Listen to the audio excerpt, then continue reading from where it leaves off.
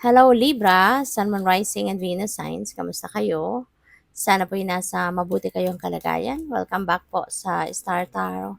At kung bago kayo rito, welcome din po kayo. Please subscribe, like, share my videos, and leave me a comment kung nakaresonate kayo. Property, a property purchase or sale for many but hid security concerns in any transactions. Ayan. So, it's either ikaw yung bibili ng property or ikaw yung magbebenta. But regardless kung sino ka man dyan, no, kailangan, make sure na, make sure na sinisiguro mo yung mga papeles na pipirmahan mo, diba? Siguraduhin mo na kung kunyari ikaw yung bibili, make sure na mag-ocular inspection ka sa property, at tignan mo talaga na yung mga description sa papeles, yun talaga ang makikita mo sa property itself. Make sure na yung location, yung description, ganon, talagang tama, legit, no? At ang papel mismo, make sure na legit talaga, at saka yung mga pipirmahan mo, make sure na yan ay ah, pawang totoo. Okay? Kasi ang dami na ngayon, 'di ba, na manloloko. Kaya maging maingat ka din. Protektahan mo din yung sarili mo, okay? We have travel, long distance communication will open up your life, exciting experiences for singles and career advancement for others. Wow. So baka meron ditong meron kayong travel na gagawin and maaring merong mag-iimbita sa'yo or po pwedeng merong kang opportunity, 'di ba, to travel sa ngayon, mga ganyan. Baka kunyari sa trabaho, baka ikaw ay ipapadala sa kung saan mang lugar, no, to represent your company. Puwedeng may gano'ng ganap.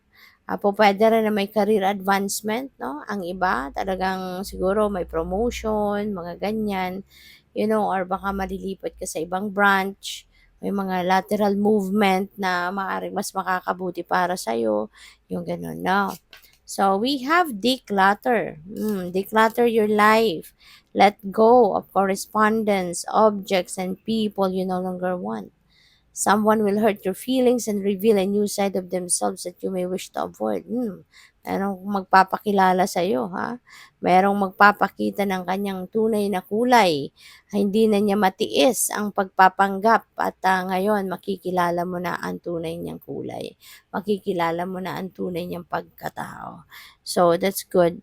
At yeah, this is the time na kailangan mo din na mag-let go ng mga bagay, tao, or situation sa buhay mo na hindi naman na kapaki-pakinabang, hindi naman na nakakatulong sa'yo, or hindi naman na nagdudulot ng magandang epekto sa buhay mo. So, 'di ba?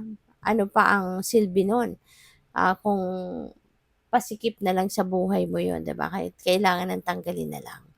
Achievement, enjoy the limelight, you've earned it. Although on the family front, someone's health could cause some secret worries and sleepless nights. Ayan. So, may mga achievement kayo, may mga tagumpay na makakamit kayo, pero parang hindi ninyo yun nai-enjoy or mai-enjoy ng bonggang-bongga kasi po pwedeng meron kang kapamilya, no, na nababalitaan mo merong iniindang sakit or maybe may physical discomfort na nararanasan kaya apektado ka, no? Kaya yun ang iniisip mo at nagwo-worry ka. So, yun. Tignan natin kung ano pa ang ganap for Libra. And by the way, maraming salamat, no, for subscribing. At kung bago kayo rito, welcome kayo. At kung hindi pa kayo nakakapag-subscribe, subscribe na po kayo. Okay? Thank you. And sa mga hindi nag-skip ng ads, maraming salamat din, no, sa panahon ninyo. Temptation. So, Libra, ingat ka kasi maaaring may mga temptation sa paligid, may mga distractions, maaaring merong magta-try dito na baliin, yung inyong, paninindigan. Kaya, pag-isipan ninyong mabuti. Before you make a decision, okay? Papanindigan mo ba? Kasi this could be a test para sa iyo ng universe. Kung gaano kalakas ang paninindigan mo, kung ano kalakas yung panghahaw, ang tawag dito, ang gaano kalakas yung commitment mo, no, sa pangako mo, dito kasi maaaring nangako ka sa sarili mo, nangako ka sa doktor, o nangako ka sa kung kanino man na hindi mo na 'to kakainin, hindi mo na gagawin or hindi mo na iinumin ang certain thing dito, 'di ba? Kasi baka may mga bawal na nga sa'yo, lalo-lalo na sa health, 'di ba? Baka may mga bawal sa'yo, 'no, na mga kainin or inumin or gawin. So, pupuwedeng ito, test ito sa'yo, 'no? Ka or magpapa-tempt ka ba or hindi. So, yun, it could be a test. So, we have belief. Ayan, examine existing belief. Alam mo kung bakit. Kasi baka mamaya napapansin mo na, nararamdaman mo na, napapansin mo na, ay teka lang, 'di ba? Parang kung hindi ko sinusunod yung pinaniniwalaan ko, siguro nandodo'n ako sa tugatog ng tagumpay or siguro masyado na akong asensado ngayon na na-achieve ko na sana yung mga gusto ko. Pero dahil sa paniniwala ninyo, baka yung mga pinaniniwalaan ninyo has becoming na self-limiting beliefs na. 'Di ba? Yun na yung pumipigil sa'yo para maging asensado ka. Yun na yung mga pinaniniwalaan mo yung pumipigil sa'yo para magtagumpay ka na, hindi ba? So, pupuwedeng may mga gano'ng ganap, 'no, ang iba sa inyo. Kaya tama 'yan, examine that existing beliefs kasi kung puwede naman niyang mabago, 'di ba? Protection, you are protected, 'no, kaya wala kang dapat na ikatakot. The universe, and the rest of your spirit family, laging nandiyan diyan para protektahan ka, gabayan ka, gwardiyahan ka, kaya wag kang matakot. Go for it. Kung ano yung gusto mong gawin, 'di ba? Gawin mo na. Alright? So, what else? We have time and trust in divine timing. Okay, Libra? Magtiwala ka sa divine timing. Kasi, when divine timing happens, when divine timing comes, it's never late, it's never early. Talagang dumadating yan sa tamang panahon. Tamang pagkakataon na dapat yan ay mangyari, doon yan dadating. Kaya, magtiwala ka lang sa plano ng divine universe para sa'yo. Kasi, that God is only preparing, no, what is best for you. God only wants the best for each and every one of us, okay?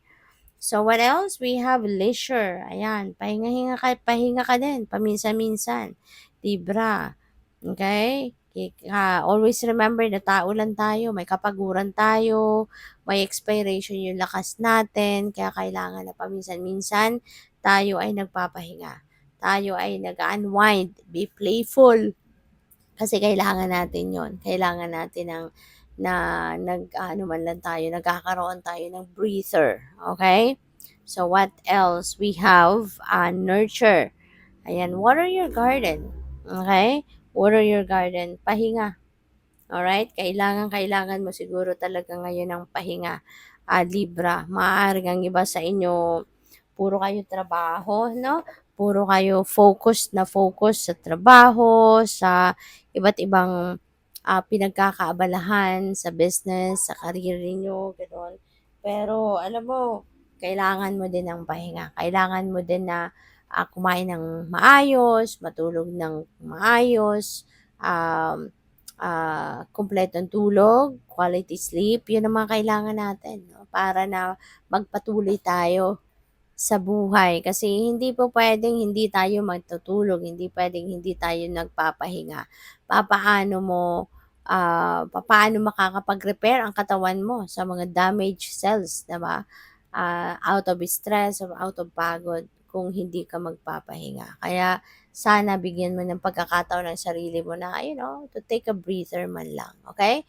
Good luck. Thank you for watching. Love and light. Namaste.